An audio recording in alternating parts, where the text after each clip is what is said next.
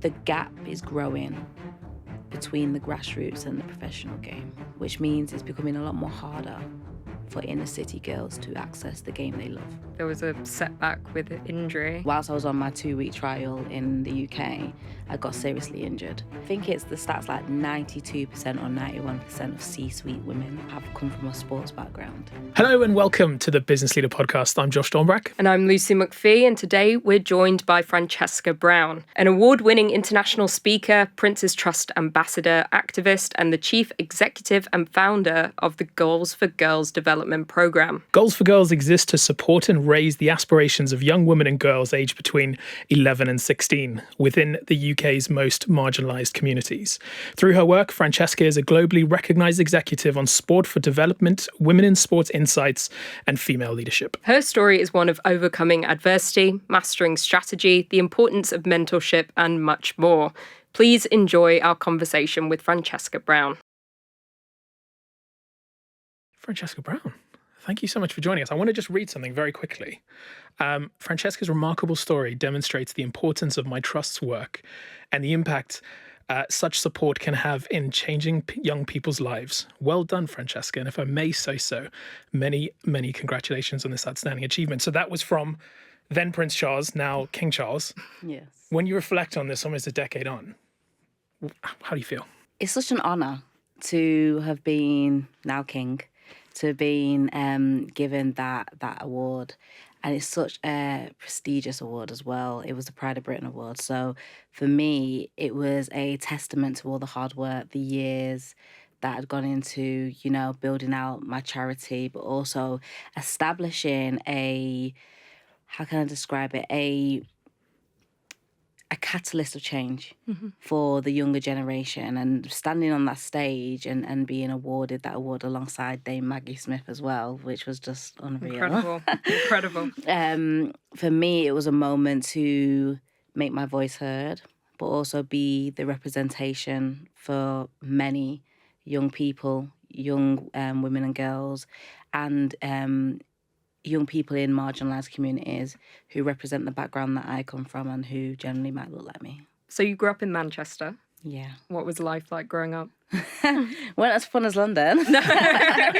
No, for me, Manchester was, look, there was two sides of it. Growing up and, everyone's got their stories to tell. I'm sure you both have as well, like from the things that shaped you and moulded you into the individual you are today. And for me, Manchester shaped me. And it weren't just my upbringing. It was also the trials and tribulations that I went through, and also the successes that I went through within Manchester, which, allowed me to become the woman I am today. Amazing. And you were a part of the Manchester City youth team. Yes. From what I know. Obviously, there was a setback with an injury. How did you overcome that? A little bit of backstory. I used to run 100 metres, so I represented England doing the 100 metre sprint. And I was really fortunate. I've got my auntie is Diane Medell. My dad was a real talented athlete as well. And he used to run alongside Dwayne Chambers, Darren Campbell. Wow. So for me, it was kind of in the blood sport. Yeah. And I used to run for Sale Harriers in Manchester, and we travelled the whole of the country, and we went abroad as well, representing that 100 metre sprint. And I was a testament to myself. I was able to, uphold for a very, very long time being the 100 metre champion. And alongside that, I played football, but I didn't play at City at the time. I played at Manchester United community team. Okay. Because there wasn't an actual female team over at Manchester United at the time. So whilst I was there, I got picked up by City. And it was amazing, like the whole journey, the whole experience. But at the time, the representation, except for like Rachel Yankee or, Hope Powell or other established footballers, there wasn't a lot of optimism within the pipeline. Right. So for me, it was like, am I going to be able to make this into a career or am I not? So there was all that doubt around being a footballer. And then I got picked up to go to America. Wow. And whilst I was on my 2-week trial in the UK, I got seriously injured.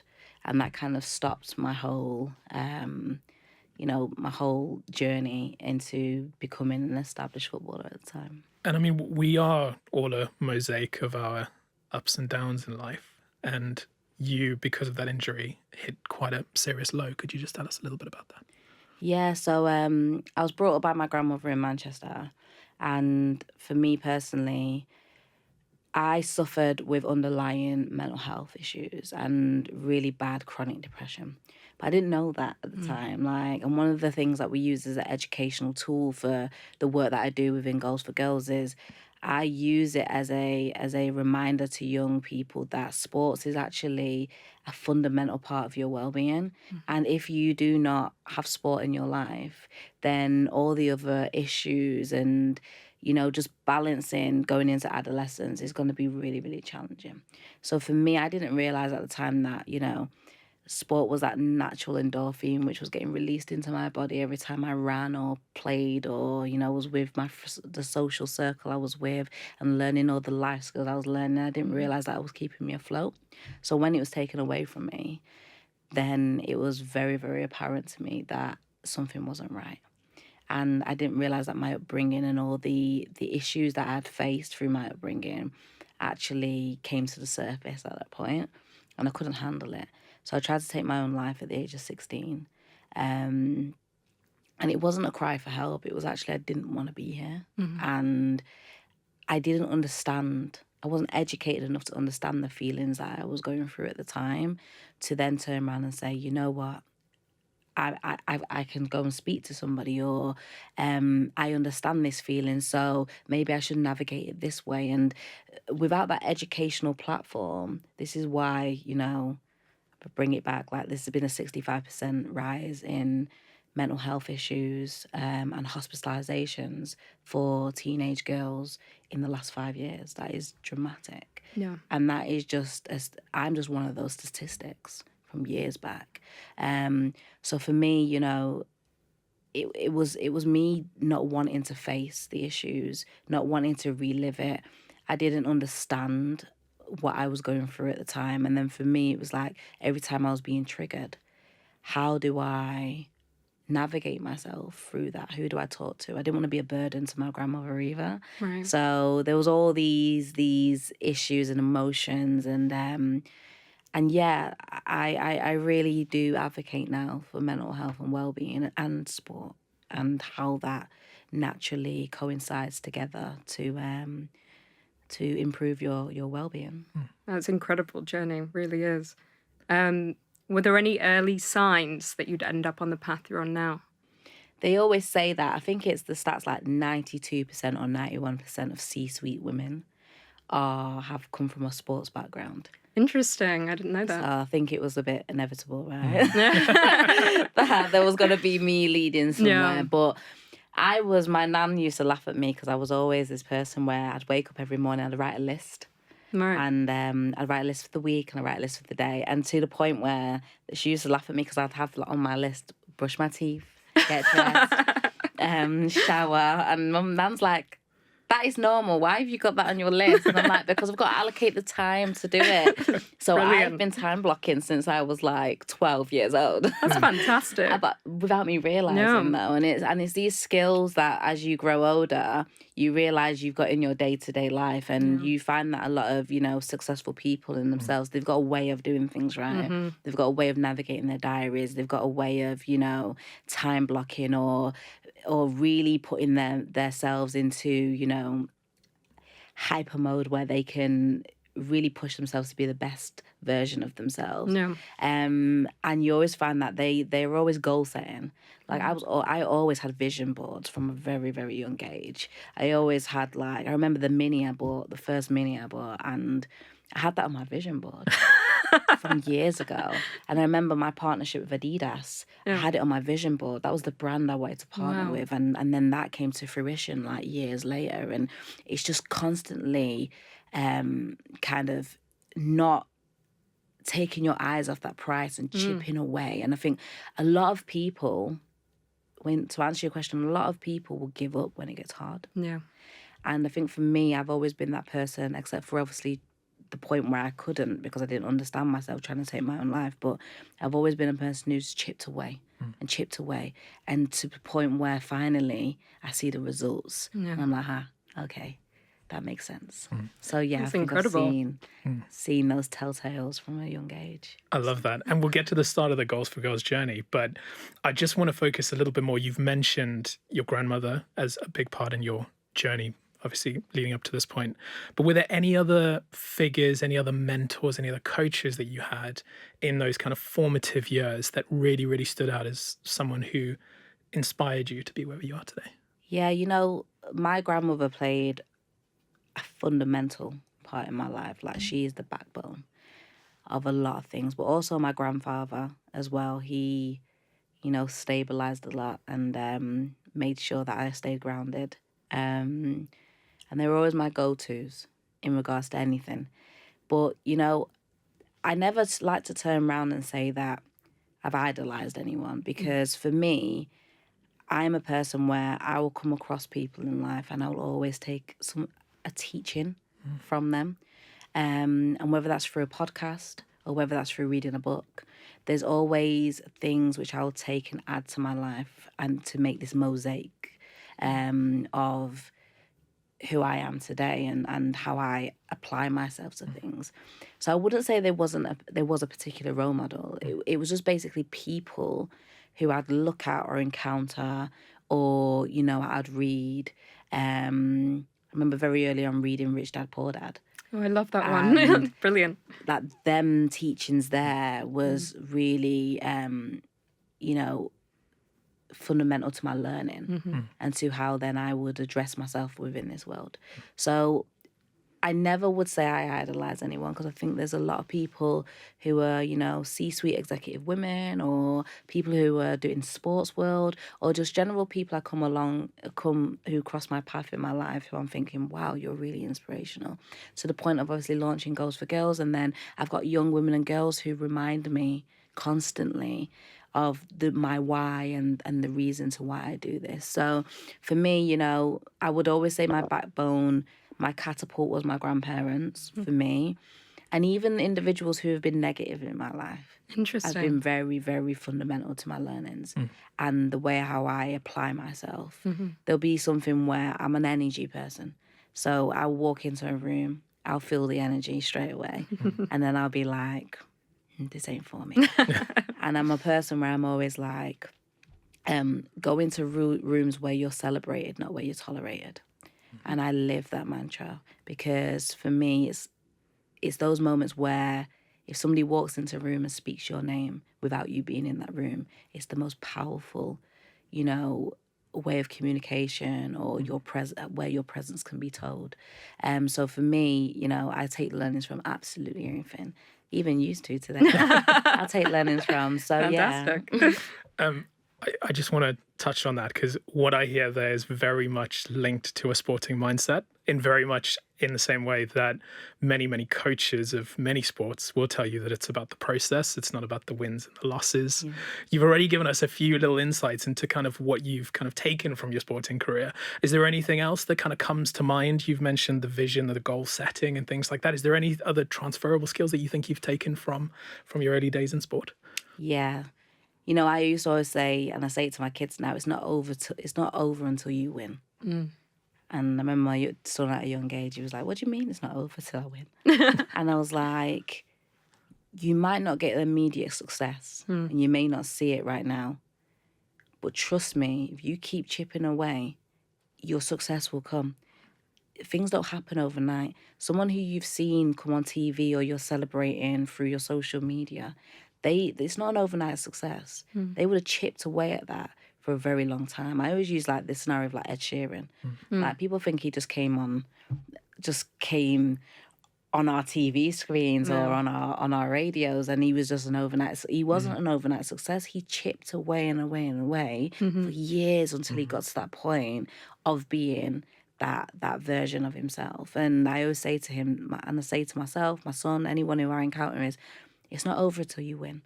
Just keep making sure that you apply yourself. I remember losing my race one time. I'm a 100-meter champion. And I'm like, what? I've lost a race? Yeah. No.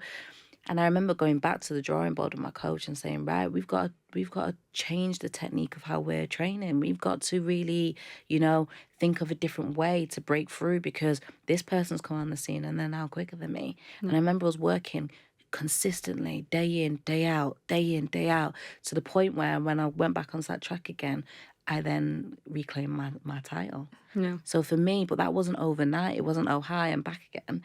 It was every day going to that track and running and consistently doing 20 sprints or 40 sprints or changing the technique and going to rehab and coming back in. And it was constant. And that blood, sweat and tears on the side of the track, and where you're like, I can't do it. And your coach is like, you can. And having that person. And it brings me back to what you just said. It's always having someone in your corner as your champion is definitely one thing I've learned. Having a mentor, that could be applied in any form of life. But for me, on the track, it was my coach. Being that person, I see you, I hear you, I'm going to help you. In business, having that mentor to guide you. I always say that people who think they're the most successful in business, they've always got a mentor who's better than them. Yeah. And they're striving to get to that next step. And for me, it's like, who can I surround myself with who's better than me? And that's one thing I've always learned from sport, is that who can I surround myself with who's better than me, so that I can become my best version of myself. Yeah. I mean, continuing on with that, actually, I was watching a interview with Alexia Putellas where she was talking about a victory they had. They'd won 2-0, but her takeaway was, it should have been 4-0, I've lost.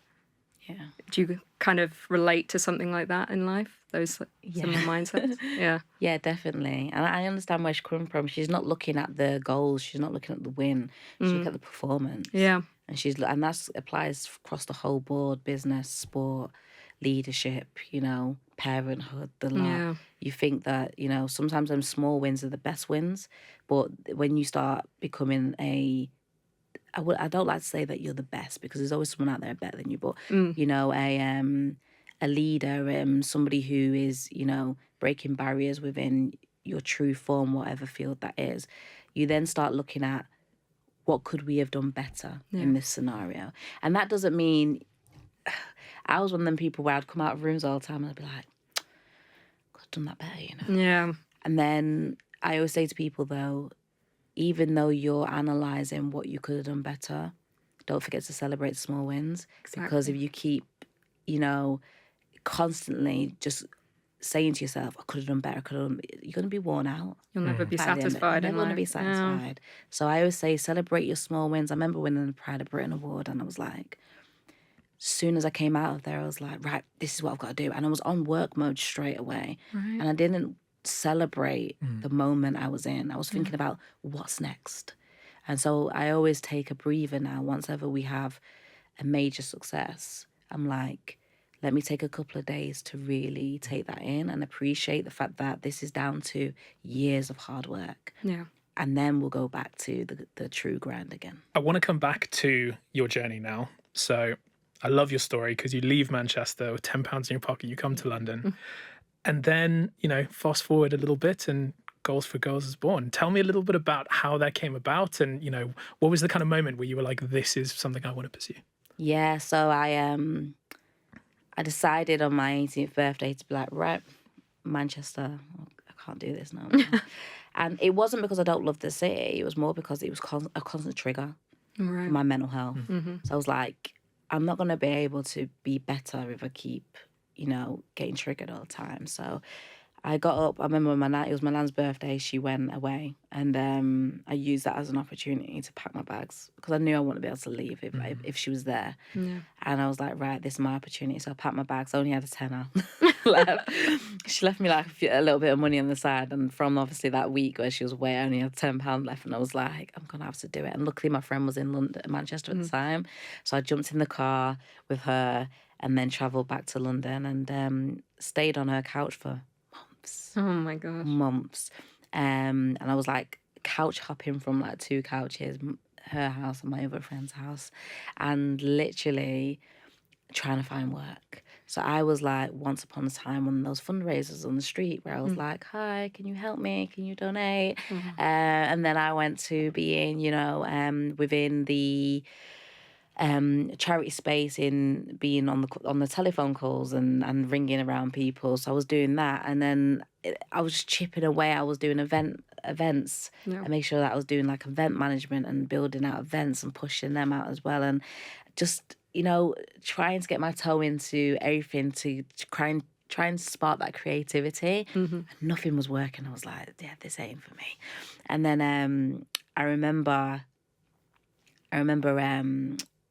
sitting there and saying to myself, I've always wanted to work with young people, and I've always wanted to give back to the younger generation. So what is the best way in doing that? And I realised through that I've got to go on my youth work courses. So went on my youth work courses, started volunteering in East London, got my diplomas in youth work, so I worked my way through. Dragged my 2-year-old at the time back and forth on trains. I was doing it while I was pregnant as well. I was back and forth from like South London to East London. And I wasn't even being paid. I was just literally obsessed with helping these young people. Then I became the head of that girls' intervention in that youth centre. And I remember a group of girls coming in and saying, right, the boys get everything, we get nothing. We know you get funding. What are you going to do about it? So I was like, right. So I sat them down on a big table, put loads of pieces of paper out, pens, felt tips. And they got to the point where they were writing down. I said, listen, put everything nothing's off limits. Put everything that you want and you dream of and you aspire in your community. Put everything on that piece of paper. So they're getting excited. They're writing down everything. And then it got to the point where when I looked down, bar the Disneyland and Take Me to America and New York and all these wild dreams that they had, I seen straight away a business vision. And I couldn't believe it. I was sat there and I was like, this is actually a program and it's for the girls and it's by the girls. We need to put this out there.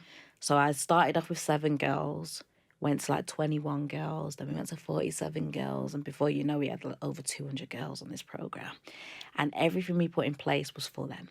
It's what they asked for. Everything which was on this piece of paper, except for the New York. But we did end up taking them to France. So oh, brilliant. But yeah, everything that we had on there was for them. And that's why we say the program is for the girls and by the girls. And it starts with you, it continues with her, because everything we put into place is just the pathways that they need for that step up to aspire and dream bigger. That's fantastic. It really is. So how many people do you have involved in the program now, including the girls and the coaches? Yeah, so we have 4,300 girls who've been through the program. Wow. Today. So we launched in 2011. We piloted it for 2 years and then we did our full launch. And then now we've got, including the coaches as well, probably about 400 girls on a weekly basis. And we've got our mentors, our coaches, obviously our back office staff as well. So you're looking at about 420. That's amazing. On a weekly basis. Wow. Yeah. That's fantastic. So the impact is major. And we've just relaunched a new strategy as well, which will take us over the next 5 years. And we're really excited to put that in motion. Yeah, no, I can imagine. And I guess for a little bit of colour, we'll get on to the very exciting partnership you've just announced. But give us a little bit of an idea about the business model and how it kind of works. How many kind of full-time people do you have involved in Goals4Girls? Yeah, so a lot of people are contracted in to the work that we work on. And in regards to, we have our pinnacle full-time members of staff, which will roll out like program delivery, the program delivery as well, the football delivery, and then obviously our administration, HR, and all the things which keep the back end of your businesses running. So for us, in regards to the fundamentals of it, there's 2 areas of the program. We have our mental well-being area, and then we have our football development arena. And within both of them, the well-being is a merge of both of those areas there. So what we do is we create sustainable development pathways for young girls ages 11 to 16.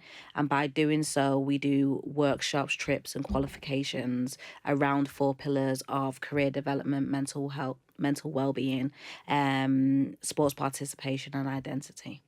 and we educate them on the importance of sport, but also the importance of your well-being and how, as a young woman, you can, build them both alongside one another. And then the other areas that we make sure that these girls succeed in their educational pathways as well, and that they have very clear development pathways beyond secondary education. So we'll partner with people like Sky, or we'll partner with people, banks, or law firms, or Adidas, or brands which allow these girls to experience the landscape of whatever that arena is that they want to go into.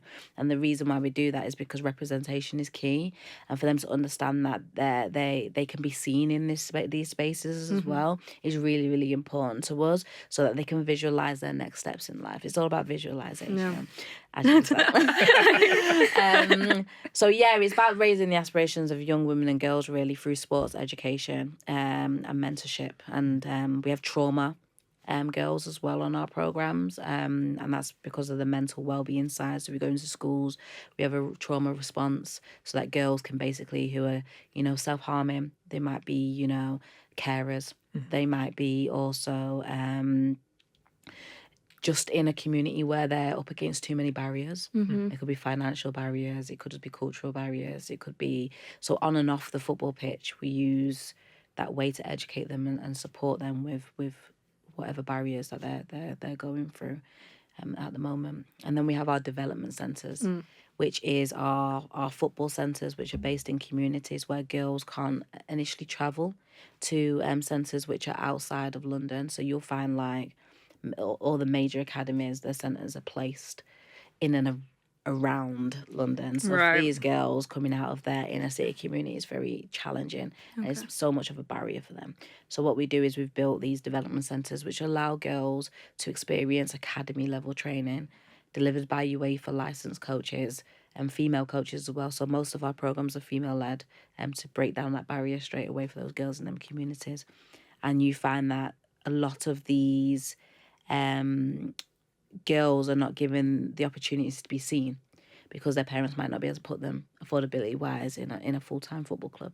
So through attending our development centre, we're able to really build on their fundamentals and put them on the platform for them to be seen, so that they could go on and, whether it's coaching, whether it's refereeing, or whether it's actually a playing career, they can go on to those pathways. When you're doing something as inspiring as you're doing, and you're hearing the stories on the ground, I'm sure it must be just so inspiring, but there is also, something you need to sustainably grow. You can't just help everyone as much as you want to. It's a balance. And in the same way, in the business world, there may be a product line that you're really in love with, but it's just not working. So you need to cut that back. How difficult has it been for you as you've been scaling Goals4Girls to almost have a not to-do list of like, I'd love to do that. I'd love to help this area. But right now, as difficult as it is, almost a coaching analogy, if you will, I've got to make that difficult decision to be like, we can't do that right now for the good of the program as a whole. Is that something you've experienced? Yeah, we're always, I am always saying no. Right. Because the young women and girls are at the forefront of everything we do. And if it don't serve them, then it don't serve us. So I'm a constant like, is that going to benefit us? Does it fit in with our strategy? If not, no. And you find mainly it's the staff who want to constantly be like, this great opportunity's come up, can we please? And I'm like, no, because it really doesn't serve what it is, the moment we're at right now. So it's not a no, it's just a no right now. Yeah. So, but we do always turn around and say, we offer our services to community organisations and other organisations similar to us through like a consultancy model, because we understand that we can't do everything and that we need to lend our expertise to other, providers so that they could go out and do the similar work that we're doing as well. We're not here to take over the world. We're here to make sure that we unite so that we can all, through charity work anyway, I know it's different when you're running a corporate organisation, but through charitable work, that unity is really, really important to get the best outcomes for the problem you're trying to solve. And our problem is that we've got too many young women and girls who've got heightened mental health issues because of the barriers they're facing with accessing sport. That's the issue, and that's what we're trying to solve. So for us, yeah, it's sometimes difficult for maybe the team to say no, because they're on the ground working with these girls all the time, and they're like, oh, they'd love an opportunity. And I'm like, it's not going to serve us right now. So I always keep very focused to the strategy. But to answer your question, it is very, very difficult in this climate to capitalize on the vision that you have within the charitable sector. Everyone's finding it difficult right now in the charitable sector. And for us in particular, you know, a really shocking stat which was given by the Rosa Foundation was there's over 200,000 charities registered in the UK. But only 2% of them, of the finances which is received into the charitable sector, goes to women and girls charities. And 1.8% goes to women and girls led charities. Wow. So we're trying to solve an issue in our communities for young women. The problem's right there is the fact that how do you expect charities like myself to grow and do the impact work if the finances are not coming through for us to be able to sustain or grow or, you know, implement the fundamental life skills or just saving girls' lives in general from the work that we do. And, you know, we ran an event not so long ago, and one of the girls spoke at the event, and she spoke about, you know, the issues that she's faced and how the program has saved her. And for us, it's if we can't give her the resources and tools that she needs when she's in our care, then what support is she going to get outside of our establishment? And for us, it's about solving the issue to create a pipeline so that she can aspire to be more than what her current environment is showing her. She's now gone off to, you know, she's playing football at a college now.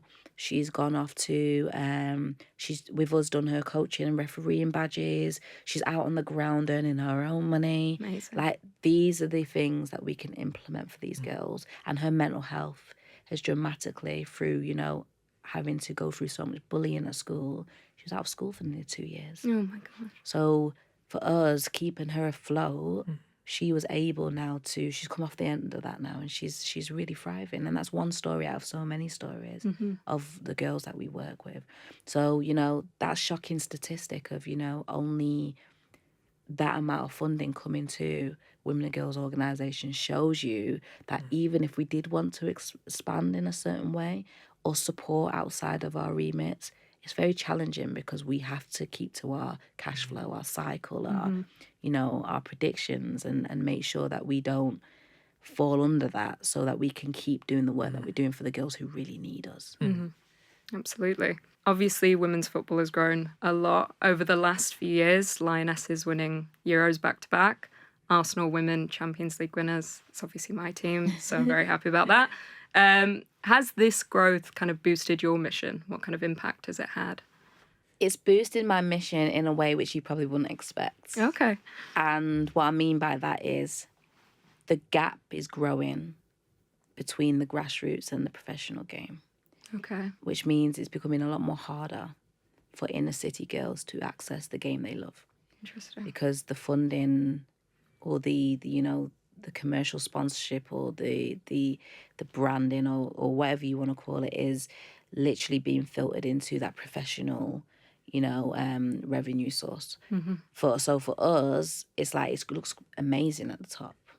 Yeah. But you're leaving behind a generation of girls who are not going to be able to access that because of, you know, the barriers now which are getting put in place. And for me, that has fueled my mission even more because I'm like, okay, we need to make sure that we have enough interventions so that this issue that we've been speaking about for so many years of women and girls dropping off by the age of 14 to 16, that you're not going to have future lionesses if the gap is growing and then the rise of young women and girls are dropping off between the ages of 14 to 16. If you don't solve that issue there, then we're not going to have a generation of athletes or C-suite women or people who are role models within the sporting industry to be the representation for the next generation coming through.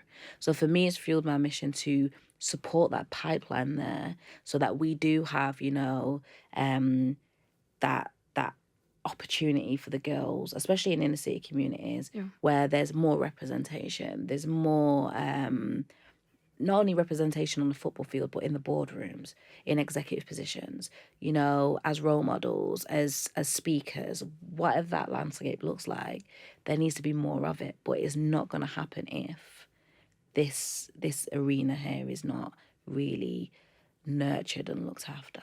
Yeah. You talk so passionately about the mission that you're on, and it's just so great to hear and how inspiring it is. But I want to just focus a little bit more on you as a leader, because you've already shared some of the, you know, a story of some of the people within the initiative. And, you know, you at the end of the day need to keep strong and resilient for people, but that's incredibly difficult, especially when you're having to say no to people about really exciting opportunities and things like that. So I guess, you know, for you as a leader, how do you kind of avoid burnout and kind of emotionally exhausting yourself, because you need to be this pillar of strength to, you know, keep the vision alive, shall we say? But, you know, how do you kind of deal with those challenges? You know what, it's difficult, and I think you've probably spoke to a lot of leaders, and you know, there's sometimes questions of how do you find that work-life balance? Like, it really doesn't exist at all, that work-life balance. But you have to find the time. And one thing which I have a lot of non-negotiables. So one of my non-negotiables is literally, I need to be in nature at least once a week. I have to be walking, or even more than that if I can. Because for me, being outdoors, being in nature, being surrounded by that, hearing the birds, it really grounds me. And it really makes me feel alive. And it's probably my area where I let go, but I then become creative again. So it's kind of my therapy of fixing the problems that I might have in my life, whilst, you know, taking a breather to just step back and be at one with myself. So that's one area there. You know, I'm truly aligned with God as well. For me, you know, without him, a lot of this wouldn't be possible for me, and I probably wouldn't still be here. So for me, you know, making sure I get close with my scripture, and making sure I get close with my family and friends and people who really do celebrate me in the moments when I'm at my lowest, is always a constant reminder of keeping myself grounded, but also taking a step back to breathe. Sometimes I sit in them moments and just look at the kids and I'm like, wow, like, you guys must feel so stressed sometimes with me around, because I'm just like always on the go. And then the other things as well is traveling whenever I can, whether that's through the UK or abroad, or having a one night trip away. I think it's really, really important. So for me, keeping grounded and being in nature and being around people who love you and support you is an area where I do sit back and reflect and breathe. But most importantly, I do write a lot of my thoughts down on paper. Like, I will sit there and, as you know, write my lists. I write my thoughts down, and I'm very much of a, it's not a diary of, how can I describe it? It's not like a journal. It's more of a stream of consciousness. Yeah, it's more of a, this week I could have done this, or this week and it's like, okay, so what's the next steps? And it's more of like a problem solving book, and keeping myself grounded that way. So they're kind of the areas in which I try to look after myself the best way I can. I'm really lucky with the people I've got around me, who really do look after me, really do check in on me. And I'm really lucky to live where I live, where I can just step out of my front door and be just in nature. And that's me feeling really blessed. But I feel blessed because of the fact that I go into an environment every single day and I see the struggles a lot of these young people, or just people in general, are facing. And that could be the parents of these girls or beyond. And I sit there and I'm like, as hard as it gets, and as hard as it gets sometimes for me as well, I look at it and go, nothing can get harder right now than possibly what that young person's about to go home to. And that keeps me really grounded. Yeah. So you've recently teamed up with Sky and Alessia Russo to launch the Alessia Cup. How did that all come about? Yeah, it's really exciting. We have been launching. So when you asked me the question before, we knew that we couldn't get everywhere within the country with the resources that we have, even though we've got great ambitions. So we decided to launch in partnership the first year with Adidas and Breaking Barriers the Goals4Girls football tournament. So, but it's more of a well-being tournament. Okay. And what we did is, as you can tell, well-being is at the heart of everything we do, was we launched these tournaments for girls at that pinnacle age of where they're dropping off between 14 and 16. But we've been focusing a lot on the 14-year-olds, and we've been doing it for the last 2 years. So this year, it was, well, the other year it was with Adidas. Last year we launched it in partnership with MG, and then earlier this year, and then we got approached by Alessia's team. Amazing. To then launch the Alessia Cup, and it's such a privilege because it's one of those moments where you think, wow, from this small idea, it's now been recognised as something which can go nationwide. And, we had, first cup we did was 140 girls.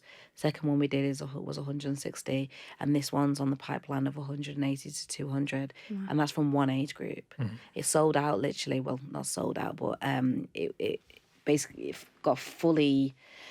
all those places got filled within like 24 hours. That's incredible. It was amazing. It was like, it went out, and then the next day it was done. Like, there was no, and we asked Alessia to do like a shout out for social media. Yeah. And by the time she got that to us, it was already sold out. And I was like, we can't even use that now. So for us, it's just a testament to the hard work that we've done over the years, but also something now that, we can really collaborate with Russo, who has a phenomenal vision for what it is that she wants to implement for young women and girls in these communities and beyond, and how her vision really aligns with what we're about at Goals4Girls, and helping that future pipeline. So this was just a brilliant fit to be able to come together, collaborate, and then bring out the Alessia Cup so that we can continue the great work that we're doing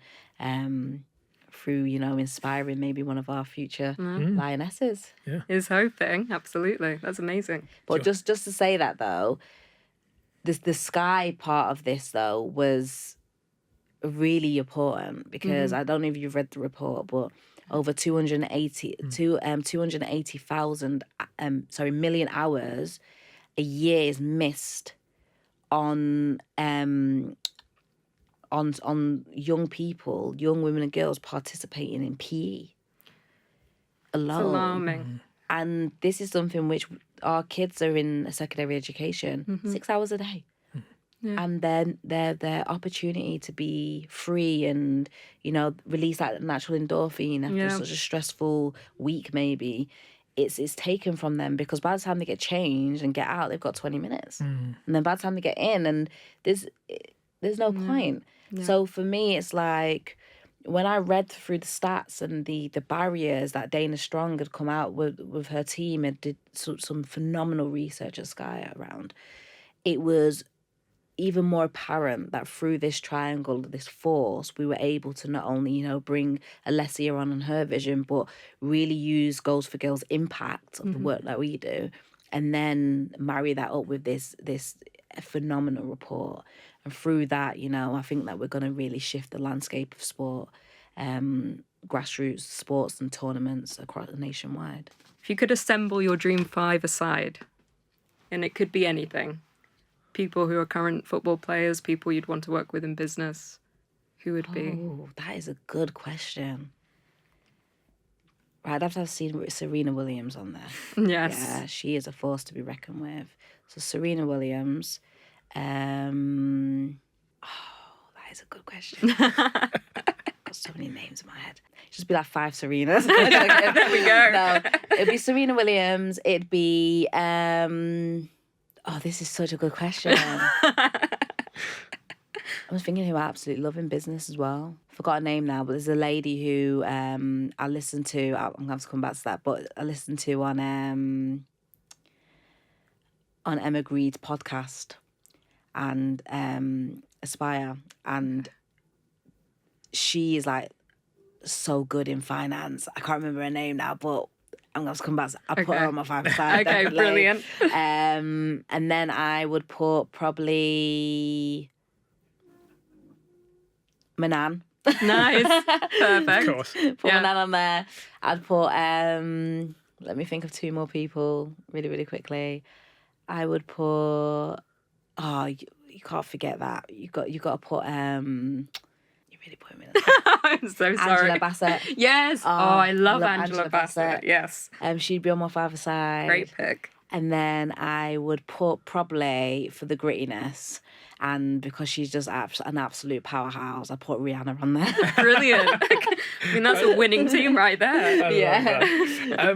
Thank you so much for your time, Francesca. Really appreciate it. For people who want to find out a little bit more about Goals4Girls, where can they find you?